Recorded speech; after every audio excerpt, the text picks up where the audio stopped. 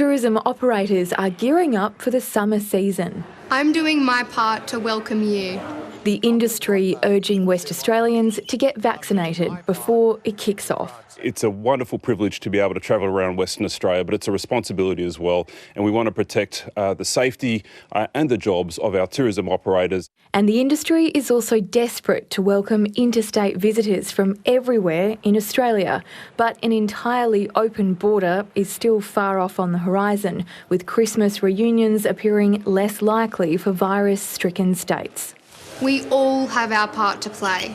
Qantas and Jetstar have delayed the restart of domestic flights between WA and Victoria and New South Wales by 2 months to February next year, based on border assumptions. And the Qantas Perth to London service will be temporarily rerouted until at least April. Our London service goes from Melbourne to Perth to London, and that's not feasible. So we're temporarily looking to move it to Darwin or to Singapore. The state government's looking for 80 to 90% of the state's population double-dosed before it considers reopening entirely. So we desperately need those flights back as soon as possible. The domestic flights and the direct flight from London was a key step for the tourism industry. Travel is allowed from Tasmania, the Northern Territory and South Australia.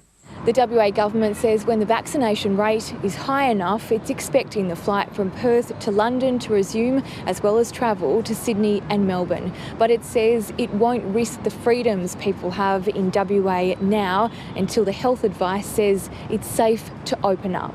Eliza Lashon, ABC News.